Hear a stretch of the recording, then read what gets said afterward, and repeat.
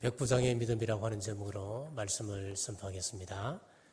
우리가 신앙생활을 하면서 그 믿음이 무엇인가 정확하게 이해하고 그 개념을 정리하는 것이 대단히 중요합니다. 우리가 믿습니다라고 하는데 그런데 이 믿음이 충동적이고 감상적일 때가 참 많습니다. 성경적인 믿음은 무엇을 말하는가? 오늘 읽은 본문 속에서 믿음이 무엇인지 찾아가 보겠습니다. 오늘 본문 속에 로마 백부장이 등장합니다. 그런데 이 백부장의 하인이 병들어 죽게 되었습니다. 그래서 이 백부장이 하인을 얼마나 사랑했던지 자기의 아는 유대 장로들을 예수님께 보내어서 도움을 청합니다.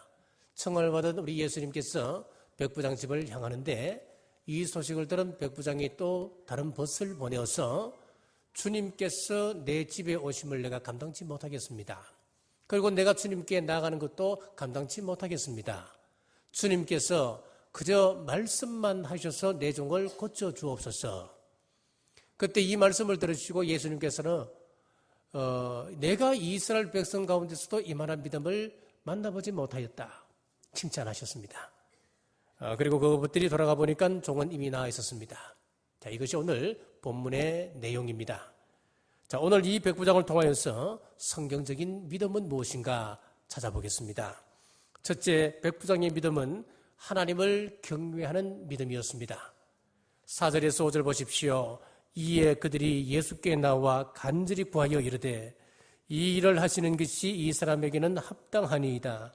그가 우리 민족을 사랑하고 또한 우리를 위하여 회당을 지었나이다 하니, 백부장은 하나님을 경외하는 믿음을 가지고 있었습니다.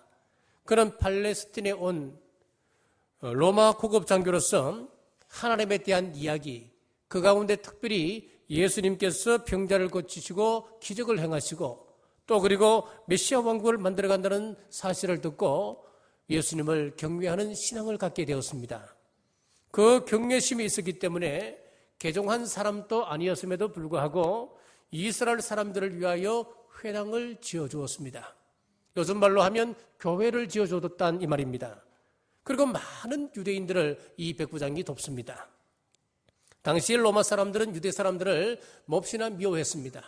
이유가 있습니다. 황제를 섬기는 것이 그들의 신앙인데 유대인들은 보이지도 않는 하나님을 유일신으로 섬기고 황제 숭배를 거부하는 것이었습니다. 자, 그런 상황에서 로마의 고급 장교가 이스라엘 백성들을 돌보고 자비를 베푼다고 하는 것은 개인적으로는 상당한 위험을 감수해야 하는 것입니다.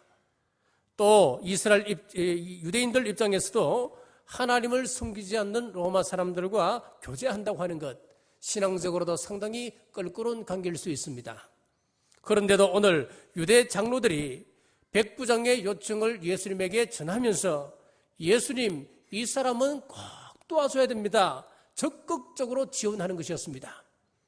이것은 로마 백부장이 얼마나 유대인들을 존중했는가 것을 알 수가 있고 또 개인적으로도 유대 장로들과 굉장히 친밀한 관계에 있었다 하는 것을 알 수가 있습니다. 여러분, 사람을 섬기는 것이 곧 하나님을 경외하는 것을 보여줍니다. 그래서 요한 1서에 보면은 보이는 사람을 섬기지 못하면서 보이지 않는 하나님을 어떻게 섬기겠느냐 그렇게 말씀하십니다. 자, 일반적으로 우리가 경험할 수 있는 믿음의 몇 가지 유형이 있습니다. 첫째는 귀신도 갖고 있는 믿음이 있습니다. 야고보 2장 19절 말씀해 보시면은 내가 하나님은 한 분이신 줄을 믿느냐 잘하는도다. 귀신들도 믿고 떠느니라. 귀신에게도 믿음이 있다는 겁니다. 그런데 그 믿음이 무엇이냐 하면은 그것은 정보, 지식에 멈춰버리는 믿음입니다. 물론 지식적으로 하나님을 이해하는 것은 굉장히 중요합니다. 그리고 하나님은 어떤 분인지, 그분의 약속이 무엇인지 우리가 지식적으로 잘 정리되는 것 참 중요합니다. 그러나 그 지식이 삶으로 우리의 인격으로 연결되지 아니하고 지식으로 멈춰버린다고 한다면 그것이 바로 귀신의 믿음에 전락해버리고 만다고 하는 것입니다.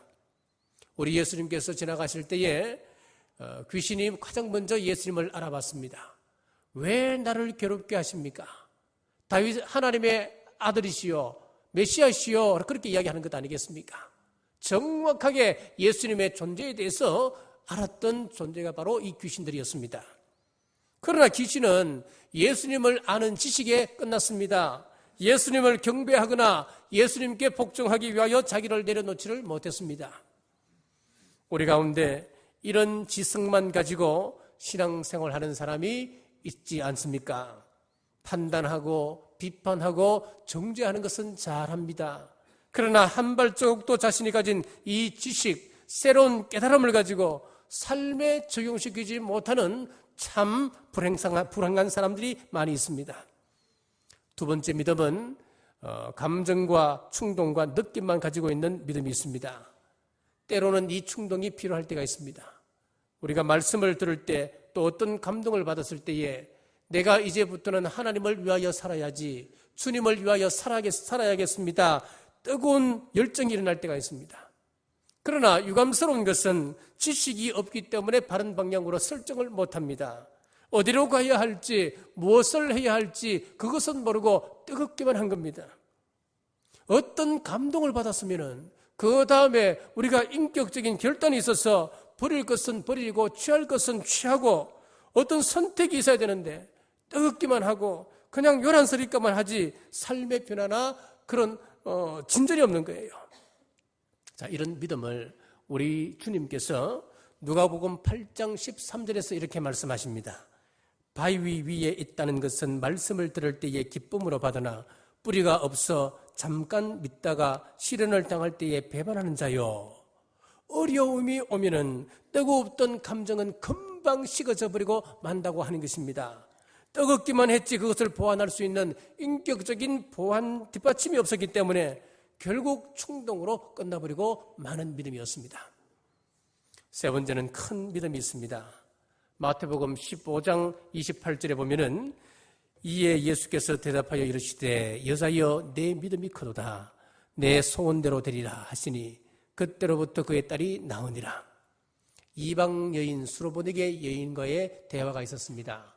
이 수로보니게 여인에게 딸이 하나 있었는데 귀신이 들려 죽어가고 있었습니다.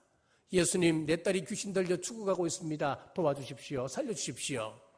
그때 예수님께서 주인의 상의에 있는 음식을 개에게 던지는 것이 마땅치 않다. 이방 사람들에게 내가 고쳐주는 것 그거 마땅하지 않다. 예수님께서 시험적으로 이렇게 물으시는 거예요. 이것은 아주 모욕적인 말입니다. 자기를 개라고 비유를 하는 겁니다.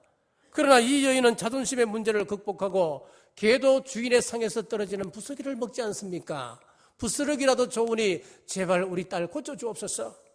자기를 내려놓고 주님을 갈망했습니다. 그때 내 믿음이 크도다 우리 주님께서 칭찬하셨습니다. 반대로 적은 믿음 때문에 책망받은 사람 또 있습니다. 마태복음 8장 26절에 보면은 예수께서 이르시되 어찌하여 무서워하느냐 믿음이 작은 자들아 하시고 곧 일어나서 바람과 바다를 꾸짖으시니 아주 잔잔하게 되거늘. 풍랑기로 걸어오는 예수님을 유령인 줄 알고 예수님의 제자들이 두려워 떨고 있었습니다. 그때 예수님께서 믿음이 작은 자들아 라고 책망하셨습니다. 자, 여러분, 믿음이 크다, 믿음이 작다라고 하는 것은 무엇입니까? 예수님께서는 기다시 하늘 만한 믿음이 있으면 산을 명하여 옮기라 하면 옮겨진다 그랬습니다. 겨자씨라고 하는 것은 우리나라 참깨보다도 더 작은 그런 씨앗입니다. 그런데 중요한 것은 그 안에 생명이 있을 때 변화가 일어나고 성장이 있어진다는 겁니다. 지금 작다 크다가 문제가 아니라 생명이 있는 산 믿음을 요구하고 계십니다. 여러분, 산 믿음이 무엇입니까? 야고보서 2장 17절 말씀에 이와 같이 행함이 없는 믿음은 그 자체가 죽은 것이라. 야고보서 2장 26절에도 영혼 없는 몸이 죽은 것 같이 행함이 없는 믿음은 죽은 것이니라. 행함이 없는 것은 죽은 믿음이다. 반대로 행함이 있을 때 그것을 산 믿음이라 한다 그 말씀입니다. 자, 움직일 줄 모르고 변화를 모르고 또 경직된 구조에 사는 그런 믿음을 죽은 믿음이라 그렇게 이야기합니다. 듣기는 열심히 들었지만은 생활로 연결되지 못하고 계속해서 어떤 감동이나 어떤 지식적인 수준에 머물러 버리면은 우리 주님께서는 죽은 믿음이다 그렇게 평가하신다 그 말씀입니다. 참으로 백부장의 믿음은 하나님을 경외하는 믿음, 행함이 있는 살아있는 큰 믿음이었습니다. 9절에서 이스라엘 중에서도 이만한 믿음을 만나보지 못하였노라. 사랑하는 성도 여러분, 백부장처럼 하나님을 경외하는 살아있는 믿음 가지시는 우리 남북의 온 성도들 되시길 주님의 이름으로 축복합니다. 두 번째는 이 백부장의 믿음은 주님을 바라보는 믿음이었습니다. 2절에서 3절 보십시오. 어떤 백부장의 사랑하는 종이 병들어 죽게 되었더니 예수의 소문을 듣고 유대인의 장로 몇 사람을 예수께 보내어 오셔서 그 종을 구해주기를 청한지라. 백부장은 자기의 사랑하는 종이 병들어 죽게 되었을 때에 그 위기를 주님을 바라보는 기회로 삼게 되었습니다. 그렇습니다. 우리에게 문제가 생겼습니까? 문제가 생겼다고 하는 것은 하나님을 바라보라고 하는 사인입니다. 우리의 신앙이 무엇이냐 하면은 주님을 바라보는 것입니다. 믿음의 초점이 환경이 아니고 그리스도 예수님입니다. 그래서 시편 2편 12절 말씀에 그 아들에게 입맞추라. 그렇지 아니하면 진노하심으로 너희가 길에서 망하리니 그 진노가 급하심이라. 여호와를 의지하는 자는 다 복이 있도다. 그 아들에게 포커스를 맞추는 것, 하나님을 의지하고 하나님을 기대하는 것, 그것을 바로 신앙이다 그렇게 말한단 말이에요. 자, 1991년 걸프 전쟁 때 새로운 신무기가 많이 그 당시에 선을 보이게 되었습니다. 그 가운데 토마호크 크루즈 미사일이라고 하는 아주 대단한 무기가 있습니다. 이 미사일은 발사되기 전에 미사일 안에 장착되어 있는 컴퓨터에 사진을 입력을 시켜 놓습니다. 목표물을 입력을 시켜 놓고 이제 버튼을 누르게 되면은 그 입력된 목표물을 향하여서 6m나 되는 거대한 이 미사일이 30m 상공을 레이더를 피하여서 지공비행을 합니다. 그리고 2,400km를 날아가는 겁니다. 그리고 이 미사일이 목표물에 도달했다고 해서 바로 목표물을 타격하는 것이 아닙니다. 다시 레이더로 사진을 찍어서 이미 그 미사일 안에 내장되어 있는 목표물과 새로 사진을 찍었던 그 사진과 다시 대조를 해서 정확하게 일치하면 그 목표물을 타격한다는 거예요. 굉장한 무기지요. 미국이 얼마나 넓습니까? 동부에서 서부를 횡단하려면 몇 주가 걸리지요. 그러면은 그 악셀레이터를 밟으려고 하면은 굉장히 또 운전자가 힘이 듭니다. 그러니까 크루즈 장치를 해놓고 80km로 맞춰 놓으면은 악셀레이터를 밟지 않고도 그냥 차가 가는 거예요. 자, 이런 시스템을 크루즈 시스템 그렇게 이야기합니다. 자, 크루즈 미사일처럼 우리가 사람의 내면 구조를 이해하는 것이 굉장히 중요합니다. 내가 어디에 도달할 것인가? 우리에게도 이 크루즈 미사일처럼 우리에게 목표물이 내장되어 있습니다. 그것을 우리 신앙의 용어로 비전 그렇게 이야기하는 거예요. 우리 하나님은 하나님을 만난 사람들 내면 속에 우리가 어떻게 살아야 할 것인지, 우리 그리스도인의 최종 목적지가 어디인지 우리에 대한 목표물을 여기에 인식을 시켜두셨습니다. 내장시켜 두셨단 말이에요. 그래서 아브라함을 보십시오. 아브라함을 처음 부르셨을 때 하나님께서 어떻게 그에게 비전을 심어줍니까? 그 가슴 속에 목표물을 심어주는 겁니까?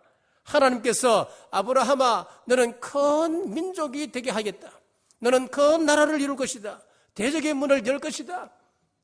바다의 모래알을 보아라. 하늘의 수많은 그 별들을 보아라. 너희의 후손이 저만큼 중대해질 것이고 너는 땅을 정복하게 될 것이다. 하나님께서 입력을 시켜놓으셨어요. 그때부터 크루즈 미사일이 목표물을 향하여 2,400km를 날아가는 것처럼 하나님께서 입력시켜 주셨던 이 목표물을 향하여서, 그 목적을 향하여서 이 아브라함은 그냥 나가는 겁니다. 그 그림을 찾아 다니는 거예요. 어디쯤 가야 하나님께서 내게 그림을 그려주셨던 그 그림을 내가 만날 수 있을까? 모든 삶의 에너지를, 비전을 찾아가는 일에 집중하는 것이었습니다. 그래서 이 아브라함이 살아생전에 아들 몇 명만 놓고 죽습니다마는 하나님께서 그를 믿음의 조상이다 그렇게 평가를 합니다. 믿음의 정확한 본질을 찾았거든요. 자, 요셉을 보십시오. 요셉이 어릴 때 꿈을 꾸었습니다. 하늘의 해와 달과 별이 자기에게 절을 합니다. 그리고 자신의 곡식단 주위에 형들의 곡식단에 삥 둘러서더니만 자기 곡식단에 절하는 그런 꿈을 꾸었습니다. 여러분, 이것이 입력이 되었습니다. 그러니까 요셉이 종살이를 하든 옥살이를 하든 그 가슴 속에서 이것이 떠나지를 않는 거예요.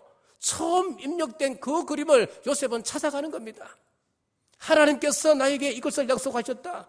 목표 비전이 있기 때문에 그가 종살이하고 남의 밑에서 수치스러운 꼴을 당하고 억울한 일을 당해도 그가 포기하는 거 봤습니까? 에이, 못해 먹겠네 욕하는 거 봤습니까?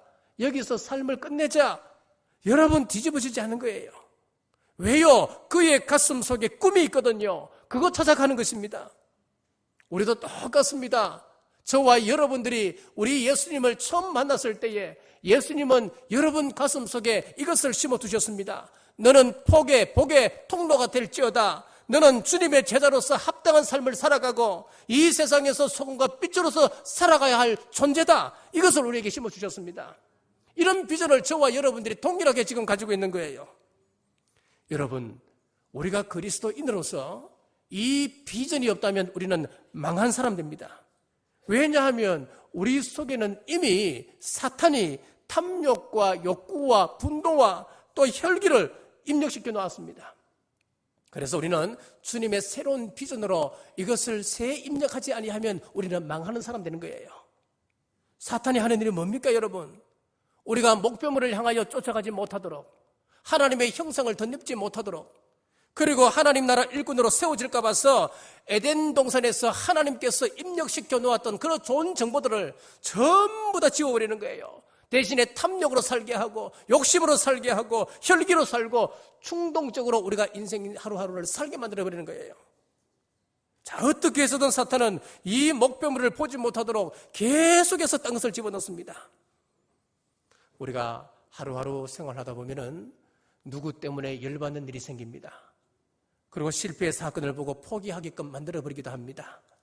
위기가 오면 떨고 낙심하게 하므로 자꾸 우리 내면 속에 새겨진 하나님의 형상, 하나님의 그 그림을 지워버리고 그저 욕망을 따라서 충동에 의해서 살아가도록 유도합니다. 사랑하는 성도 여러분, 저와 여러분에게는 천국 DNA가 이미 입력되어 있는 줄 믿으시기 바랍니다. 저와 여러분 가슴 속에는 우리 하나님의 DNA가 심어져 있다는 사실을 믿으시기 바랍니다. 그러면은 오늘 우리가 고생하는 것 좀 넘어갈 수 있습니다. 누가 나를 좀 열받게 하고 힘들게 해도 우리가 불쌍히 생각하고 넘어갈 수 있는 거예요. 왜요? 지금 우리가 가는 이 길이 어마어마한 위대한 길이고 상상할 수 없는 약속의 길을 걸어가고 있기 때문에 그렇습니다. 그래서 신앙생활이라고 하는 것은 하나님 주신 약속, 하나님께서 우리 가슴 속에 주신 그 감동을 붙잡고 달려가는 거예요. 자, 그런데 탐욕에 의해서 만들어진 믿음이 있습니다. 우리의 야망에 의해서 만들어진 믿음이 있습니다. 그것을 우리는 신념 그렇게 이야기합니다. 그런데 이 신념은 신앙하고는 전혀 다릅니다. 신념을 신앙이라 착각하시면 안 됩니다. 신앙은 어떤 생각이 아닙니다. 하나님의 약속을 가슴에 새기는 것입니다. 떠오르는 생각이라고 여러분 다 따라가시면 안 됩니다. 떠오르는 생각이라고 여러분 다 말씀하시면 안 돼요. 떠오르는 생각이라고 해서 판단하시면 안 된단 말이에요. 하나님 주신 생각이 있습니다. 그것 확인할 수 없다고 한다면 우리는 엉터리 인생을 살아가는 겁니다. 신념을 신앙으로 착각하고 살면은 우리가 고생은 고생대로 하고 이 세상에서 빙글빙글 돌다가 결국은 광야에서 생을 끝나고 마는 겁니다. 광야 백성들에게 하나님께서 입력시켜 주셨던 목표가 있었지 않습니까? 그들의 목표가 무엇이었습니까? 가나안 땅이었습니다. 이걸 수도 없이 반복시켜서 이스라엘 백성들 가슴속에 형상화시켜 나가는 겁니다. 광야에서 뭐합니까? 하나님이 만나를 내려주셨습니다.